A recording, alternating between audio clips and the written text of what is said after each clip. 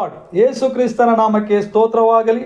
ನಿಮಗೆಲ್ಲರಿಗೂ ಕೂಡ born again in Jesus Christ ಎಂಬ ಆತ್ಮೀಕ ಚಾನಲ್ಗೆ ನಿಮಗೆಲ್ಲರಿಗೂ ಕೂಡ ನಾನು ಸ್ವಾಗತವನ್ನು ಬಯಸೋನಾಗಿದ್ದೇನೆ.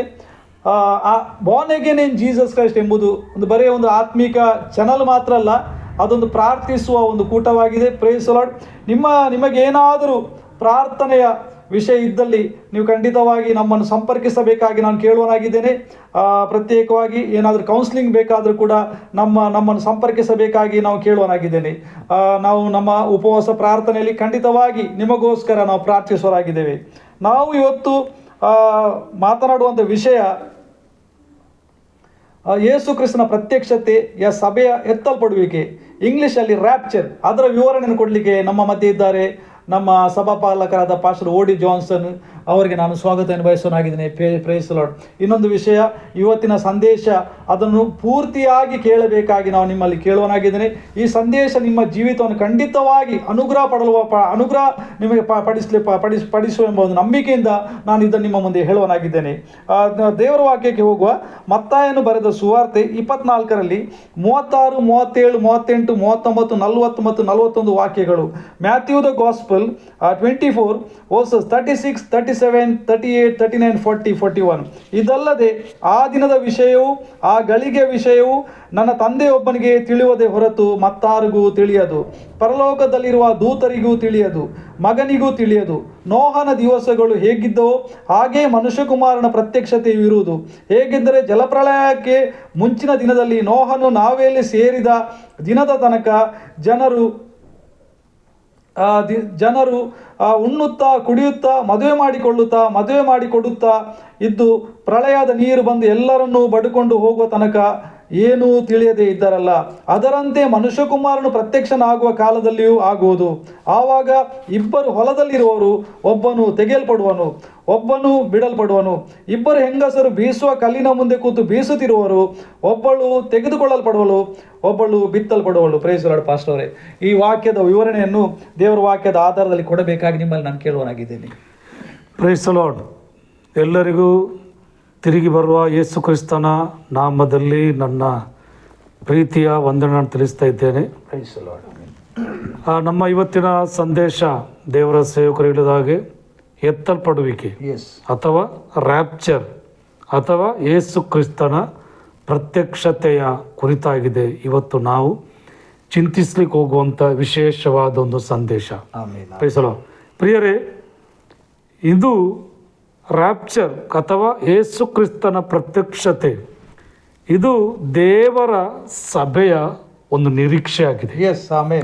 ಅದು ಮಾತ್ರವಲ್ಲ, ದೇವರ ಸಭೆ ನಿರೀಕ್ಷೆ ಮಾತ್ರವಲ್ಲ, ಯೇಸು ಕ್ರಿಸ್ತನಿಗಾಗಿ ಪರಿಪೂರ್ಣವಾಗಿ ಸಮರ್ಪಿಸಿ ಜೀವಿಸುವ ಪ್ರತಿಯೊಬ್ಬ ದೇವರ ಮಕ್ಕಳ ನಿರೀಕ್ಷೆ ಕೂಡ ಆಗಿದೆ. ಯಾವುದು? ಯೇಸು ಕ್ರಿಸ್ತನ ಪ್ರತ್ಯಕ್ಷತೆಯ ಬಗ್ಗೆ ನಾವು ಹೇಳುವುದು, ಅಥವಾ ರ್ಯಾಪ್ಚರ್ ಅಥವಾ ಎತ್ತಲ್ಪಡುವಿಕೆ ಬಗ್ಗೆ ನಾವು ಹೇಳುವುದು. ಪ್ರಿಯರೇ, ಯೇಸು ಕ್ರಿಸ್ತನು ಆದಷ್ಟು ಬೇಗ ಬರ್ತಾನೆ. ಈ ಲೋಕದಲ್ಲಿ ನಡೆಯುವ ಅನ್ಯಾಯಗಳು, ಅದರ ಅಕ್ರಮಗಳು ಅಥವಾ ದೇವರಿಗೆ ಇಷ್ಟ ಇಲ್ಲದಿರುವಂತಹ ಕಾರ್ಯಗಳನ್ನು ನಾವು ನೋಡುವಾಗ ಯೇಸು ಕ್ರಿಸ್ತನ ಬರೋಣ ಸಮೀಪ ಆಯಿತು.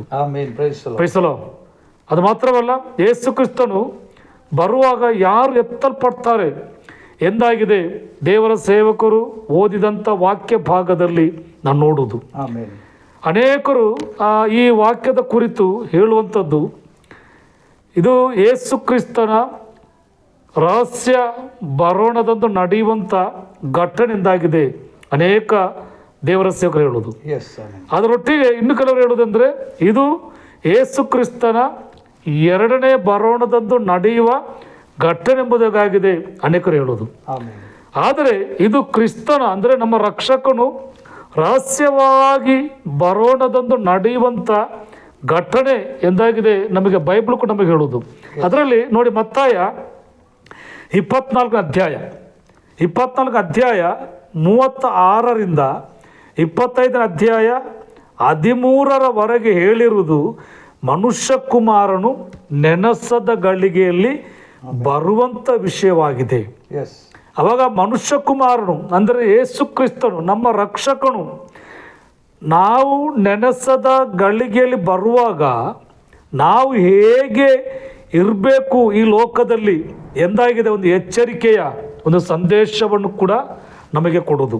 ಪ್ರೈಸರ ಮನುಷ್ಯ ಕುಮಾರನು ಅಥವಾ ನಮ್ಮ ಕರ್ತನು ನಾವು ನೆನೆಸದ ಗಳಿಗೆಯಲ್ಲಿ ಬರುವಾಗ ನಾವು ಹೇಗೆ ಸಿದ್ಧರಾಗಿರಬೇಕು ಪ್ರೈಸಲೋ ಎಂಬುದಕ್ಕಾಗಿ ಈ ವಾಕ್ಯ ಭಾಗದಲ್ಲಿ ಪ್ರೈಸಲೋ ಹಳೊಡಂಬಡಿಕೆಯಲ್ಲಿ ನಡೆದಂಥ ಘಟನೆಗಳನ್ನು ವಿವರಿಸಿ ಹೇಳುವಂಥದ್ದಾಗಿದೆ.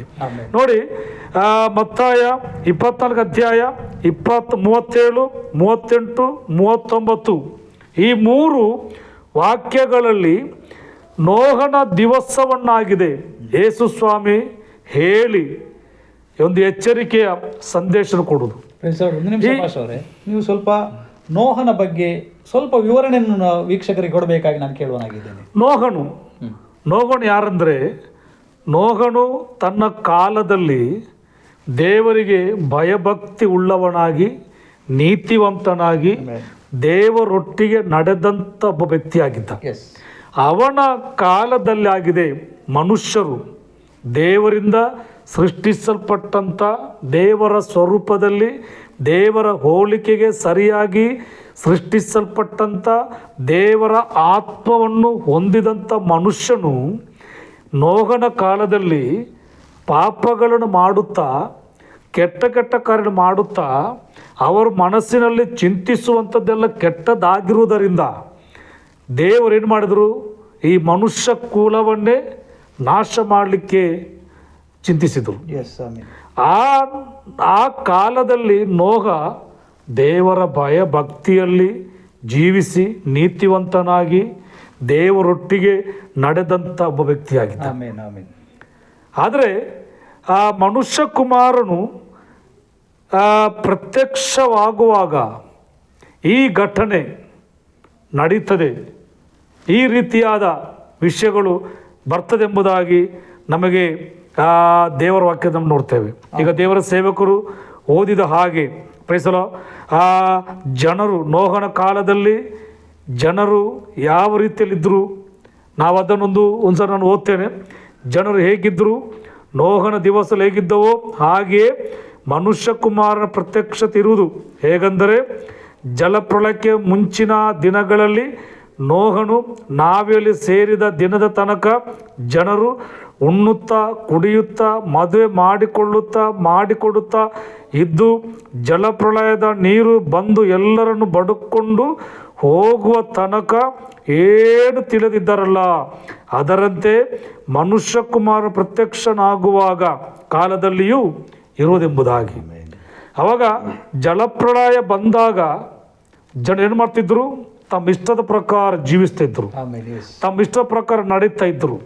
ಪ್ರೈಸಲ ಮಾತ್ರವಲ್ಲ, ಕುಡಿಯುತ್ತಾ ಉಣ್ಣುತ್ತಾ ಮತ್ತೆ ಪ್ರೈಸಲ ಮದುವೆ ಮಾಡಿಕೊಡ್ತಾ ಇದ್ರು. ಅದು ಮಾತ್ರವಲ್ಲ, ಆ ಕಾಲದಲ್ಲಿ ಜನರು ತಮ್ಮ ಇಷ್ಟದ ಪ್ರಕಾರ ನಡೆಯುತ್ತಾ ಇದ್ದಾಗ ಅವರು ಮನಸ್ಸಿನಲ್ಲಿ ಚಿಂತಿಸುವುದೆಲ್ಲ ಬರೀ ಕೆಟ್ಟದ್ದೇ ಆಗಿರುವುದರಿಂದ ದೇವರವರು ಶಿಕ್ಷಿಸಲಿಕ್ಕೆ ಏನು ಮಾಡಿದ್ರು, ತೀರ್ಮಾನ ಮಾಡಿದ್ರು. ಆದರೆ ಆ ಕಾಲದಲ್ಲಿ ನೋಹ ನೀತಿವಂತನಾಗಿದ್ದ. ಅದ ನಾವು ಒಂದು ವಾಕ್ಯವನ್ನು ನೋಡುವಾಗ ಪ್ರೈಸಲ ಆ ಕಾಲದಲ್ಲಿ ದೇವರು ನೋಹನ ಹತ್ರ ಒಂದು ಮಾತು ಹೇಳ್ತಾರೆ, ನೋಹನೇ, ಇನ್ನು ನನ್ನ ಆತ್ಮ ಮನುಷ್ಯರಲ್ಲಿ ಶಾಶ್ವತವಾಗಿರುವುದಿಲ್ಲ, ಮನುಷ್ಯರು ಮೃತ್ಯರಾಗಿದ್ದಾರೆ. ಆದುದರಿಂದ ನೀನೇನು ಮಾಡಬೇಕಂದ್ರೆ ನೀನು ಒಂದು ನಾವೆಯನ್ನು ಮಾಡಿ ನೀನು ಸಿದ್ಧ ಮಾಡಬೇಕು. ಬೋಟು ನಾವೇನು ಸಿದ್ಧ ಮಾಡಬೇಕು. ಆ ನಾವೆಯಲ್ಲಿ ಬೇಕಾಗಿರುವ ಎಲ್ಲವನ್ನು ನೀನೇನು ಮಾಡಬೇಕು, ತೆಗಿಬೇಕು.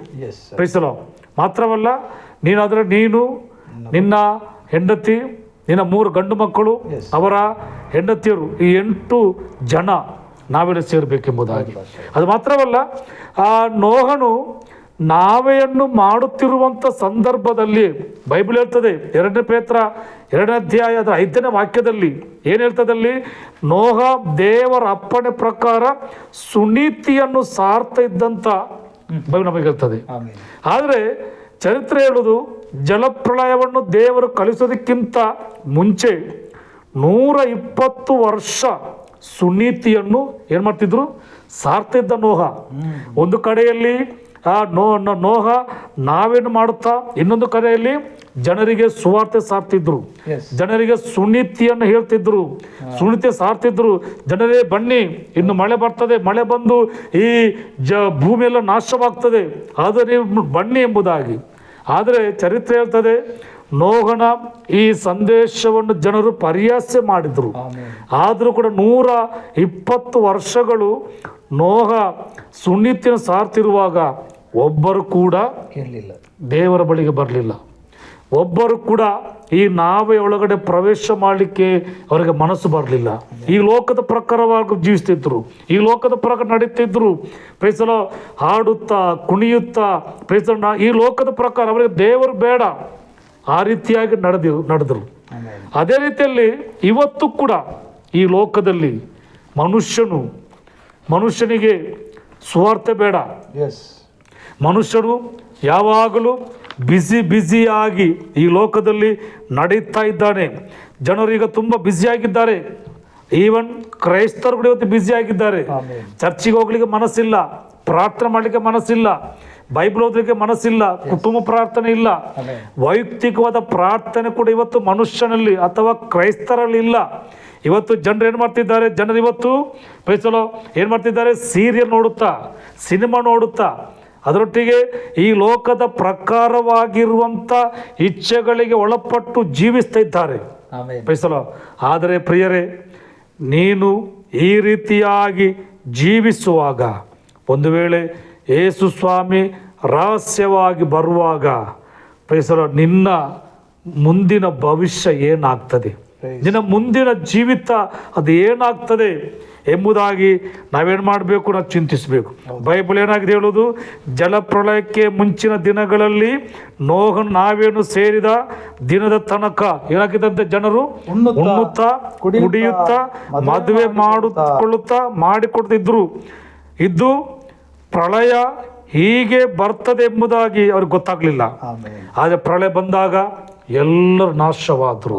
ಪ್ರಿಯರೇ, ಬೈಬಲ್ ಹೇಳ್ತದೆ, ಆದಿಕಾಂಡ 7ನೇ ಬರುವಾಗ 40 ದಿವಸಗಳು ಏನು ಬಂತು, ಮಳೆ ಬಂತು. ಆಕಾಶವನ್ನು ದೇವರು ತೆರೆದ್ರು, ಭೂಮಿಯನ್ನು ಕೂಡ ದೇವರು, ಭೂಮಿಯ ತುಬ್ಬುಗಳು ಕೂಡ ದೇವರು ತೆರೆದ್ರು. ಭಯಂಕರವಾದ ಮಳೆ. ಜನರು ಚಿಂತಿಸಿದ್ರು. ಏನು ಚಿಂತಿಸಿದ್ರು, ಇವತ್ತು ಹೋಗ್ತದೆ, ನಾಳೆ ಹೋಗ್ತದೆ. ಸಮುದ್ರ ಮತ್ತು ಭೂಮಿ ಒಂದೇ ಅವಾಗ ಅವಾಗ ಜನರು ಚಿಂತಿಸಿದ್ರು ಏನು, ಇವತ್ತು ಬಿಡ್ತದೆ, ನಾಳೆ ಬಿಡ್ತದೆ ಎಂಬುದಾಗಿ. ಆದರೆ ಪ್ರೈಸಲೋ ಆಕಾಶದಲ್ಲಿರುವ ದೊಡ್ಡ ಬೆಟ್ಟ ಮುಳುಗುವವರೆಗೆ ಬೇರೆ ಜಲಪ್ರಳಯ ಮಳೆ ಸುರಿಯಿತು, ಜನರೆಲ್ಲರೂ ನಾಶವಾದರು. ಪ್ರೈಸಲೋ. ಇವತ್ತು ನಾನು ಹೇಳುವಂಥದ್ದು ಪ್ರಿಯರೇ, ಈ ಘಟನೆ ನಮ್ಮ ಜೀವಿತದಲ್ಲಿ ನಡೆದಿರಬೇಕಾದ್ರೆ ಪ್ರೈಸಲೋ ಯೇಸುವನ್ನು ನಿಮ್ಮ ಸ್ವಂತ ರಕ್ಷಕನಾಗಿ ನೀವು ಸ್ವೀಕಾರ ಮಾಡಬೇಕು. ಪ್ರಿಯರೇ, ನಮ್ಮ ಎಲ್ಲ ಪಾಪಗಳನ್ನು ಬಿಟ್ಟು, ಕೆಟ್ಟ ಕಾರ್ಯಗಳನ್ನು ಬಿಟ್ಟು ಹಿಂದೆ ಏನು ಮಾಡಬೇಕು, ನೀನು ನಿನ್ನ ಜೀವಿತವನ್ನು ಯೇಸು ಕ್ರಿಸ್ತನಿಗೆ ಪರಿಪೂರ್ಣವಾಗಿ ಸಮರ್ಪಿಸಿಕೊಡಬೇಕು. ಪ್ರೈಸಲೋ. ಅದು ಮಾತ್ರವಲ್ಲ, ಈ ಲೋಕದ ಪ್ರಕಾರವಾಗಿ ನಡೆಯದೆ, ಈ ಲೋಕದ ಪ್ರಕಾರವಾಗಿ ಜೀವಿಸದೆ, ದೇವರ ಭಯದಲ್ಲಿ ಭಕ್ತಿಯಲ್ಲಿ ಸರ್ವಶಕ್ತನಾದ ದೇವರಿಗೆ ಇಷ್ಟ ಇರುವಂಥ ಕಾರ್ಯಗಳನ್ನು ಮಾಡುತ್ತಾ ನೀನು ದೇವರಿಗಾಗಿ ಪರಿಪೂರ್ಣವಾಗಿ ಸಮರ್ಪಿಸಿ ನೀನು ಒಳ್ಳೆಯವನಾಗಿ ದೇವರ ಭಯದಲ್ಲಿ ಭಕ್ತಿಯಲ್ಲಿ ಜೀವಿಸೋಣಾದರೆ ಯೇಸು ಸ್ವಾಮಿ ನೀನು ನೆನೆಸದ ಗಳಿಗೆಯಲ್ಲಿ ಬರುವಾಗ ಆತನ ರಾಜ್ಯಕ್ಕೆ ನಿನಗೆ ಎತ್ತಲ್ಪಡಲಿಕ್ಕೆ ನಿನಗೆ ಆಗ್ತದೆ. ಆದುದರಿಂದ ಪ್ರಿಯರೇ, ಯೇಸು ಕ್ರಿಸ್ತನ ರಹಸ್ಯ ಭರಣದ ಅರಿವೇ ಇಲ್ಲದಂಥ ನೀನು ಒಂದು ವೇಳೆ ಕೈ ಬಿಡಲ್ಪಟ್ಟರೆ ನಿನಗಾಗಿ ಸಿದ್ಧ ಮಾಡಿಟ್ಟಿರುವುದು ಯಾವುದು, ಬೆಂಕಿ ಗಂಧಕಗಳುರಿಯುವ ಕೆರೆಯಾಗಿದೆ. ಈ ಬೆಂಕಿ ಗಂಧಕಗಳ ಕೆರೆ ಯಾರಿಗೆ ಸಿದ್ಧ ಮಾಡಿದ್ದು? ಮನುಷ್ಯರಿಗೆ ಅಲ್ಲ, ಮತ್ತೆ ಯಾರಿಗೆ? ಸೈತಾನನಿಗೆ ಮತ್ತೆ ಅವನ ದೂತರಿಗೆ ಆಗಿದೆ. ಆದುದರಿಂದ ಸೈತಾನನಿಗೆ ಮತ್ತೆ ಅವನ ದೂತರಿಗೆ ಸಿದ್ಧ ಮಾಡಿಟ್ಟಿರುವಂಥ ಆ ನಿತ್ಯವಾದ ಆ ಬೆಂಕಿಗೆ ಹೋಗದಿರಬೇಕಾದ್ರೆ ನೀನೇನು ಮಾಡಬೇಕು?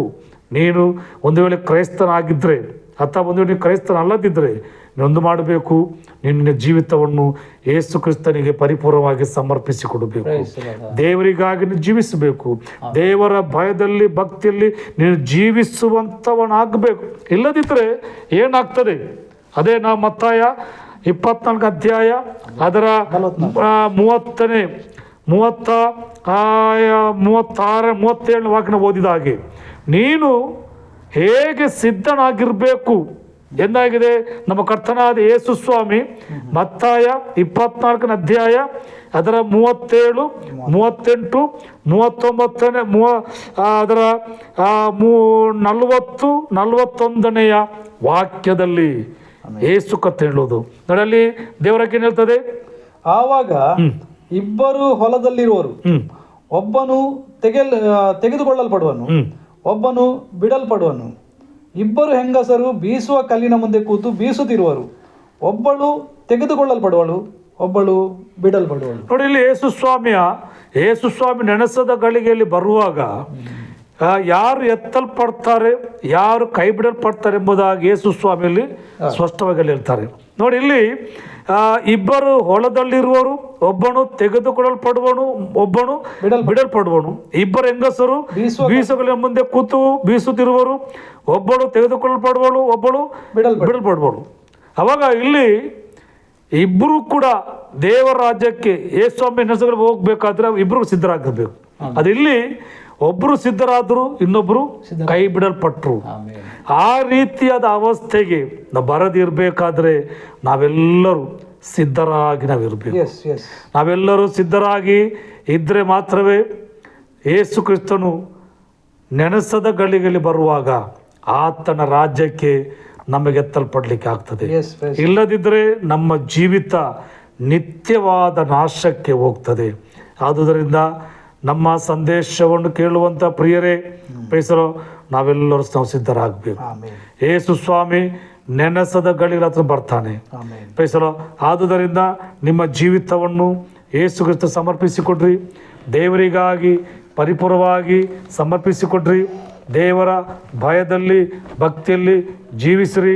ಆತನು ನೆನೆಸದ ಗಳಿಗೆಯಲ್ಲಿ ಬರುವಾಗ ನಮಗೆ ಆತನ ರಾಜ್ಯಕ್ಕೆ ತಲುಪಲಿಕ್ಕೆ ನಮಗೆ ಆಗ್ತದೆ. ಆದುದರಿಂದ ನಿಮ್ಮ ನಿತ್ಯ ಜೀವವನ್ನು ಪ್ರೈಸಲೋ ನಿಮ್ಮ ಪಾಪದ ಮುಖಾಂತರ ನಾಶ ಮಾಡಬೇಡ್ರಿ. ಯೇಸು ಆದಷ್ಟು ಬೇಗ ಬರ್ತಾನೆ. ನಾವು ಆತನ ಬರೋಣಕ್ಕಾಗಿ ನಾವು ಸಿದ್ಧರಾಗಿ ನಿಲ್ಲೋಣ. ನಾವು ಒಂದು ನಿಮಿಷ ನಾವು ಪ್ರಾರ್ಥನೆ ಮಾಡೋಣ. ನಮ್ಮ ಕಣ್ಣುಗಳ ಮುಚ್ಚಿ ನಾವು ಪ್ರಾರ್ಥನೆ ಮಾಡೋಣ. ಹಲ್ಲೆಲೂಯಾ. ಮಹಾಪರಿಶುದ್ಧನಾದ ದೇವರೇ, ಈ ಒಳ್ಳೆಯ ಸಮಯಕ್ಕಾಗಿ ನಿಮಗೆ ನಾವು ಸ್ತೋತ್ರ ಮಾಡ್ತೇವೆ. ದೇವರೇ ಕರ್ತನೆ, ನಿನ್ನ ಆ ಪ್ರತ್ಯಕ್ಷತೆಯ ಸಂದೇಶವನ್ನು ಕೇಳುವಂಥ ಎಲ್ಲರಿಗಾಗಿ ಪ್ರಾರ್ಥಿಸುತ್ತೇವೆ. ದೇವರೇ, ಸಿದ್ಧರಾಗದವರು ಸಿದ್ಧರಾಗುವಂತೆ, ಸಿದ್ಧರಾದವರು ಇನ್ನೂ ಕೂಡ ಸಿದ್ಧರಾಗಿ ನಿಲ್ಲಿಕ್ಕಾಗುವಂತೆ ನಾವು ಪ್ರಾರ್ಥಿಸುತ್ತೇವೆ. ಒಬ್ಬರು ಕೂಡ ಕರ್ತನೆ ನಿನ್ನ ಪ್ರತ್ಯಕ್ಷತೆಯ ಸಮಯದಂದು ಕೈ ಬಿಡಲ್ಪಡದೆ, ದೇವರ ನಿತ್ಯ ನಾಶಕ್ಕೆ ಹೋಗದೆ ಎಲ್ಲ ಜನರು ದೇವರೇ ವಿಶ್ವಾಸಿಗಳಾದರೂ ಅವಿಶ್ವಾಸಿಗಳಾದರೂ ಎಲ್ಲರೂ ಕೂಡ ಸಿದ್ಧರಾಗಿ ನಿಲ್ಲಿಕ್ಕಾಗುವಂತೆ ನಾವು ಪ್ರಾರ್ಥನೆ ಮಾಡ್ತೇವೆ. ನಿನ್ನ ನಾಮ ಮಾತ್ರವೇ ಇಲ್ಲಿ ಮೈ ಮುಂದಲೇ ಸ್ವಾಮಿ. ಪ್ರಾರ್ಥನೆ ಕೇಳಿದೆ, ಅದಕ್ಕಾಗಿ ಸ್ತೋತ್ರ ಕರ್ತನೆ. ಎಲ್ಲ ಸ್ತುತಿ ಘನ ಮಾನ ಮಹಿಮೆ ನಿಮಗೆ ಮಾತ್ರ ಸಮರ್ಪಿಸುತ್ತೇವೆ. ಯೇಸು ಕ್ರಿಸ್ತನ ಪರಿಶುದ್ಧವಾದ ನಾಮದಲ್ಲಿ ಬರ್ತೇವೆ. ಪರಿಶುದ್ಧನಾದ ನಮ್ಮ ತಂದೆ, amen amen amen. God bless you. ನಮ್ಮೆಲ್ಲರನ್ನು ಆಶೀರ್ವದಿಸಲಿ. Thank you.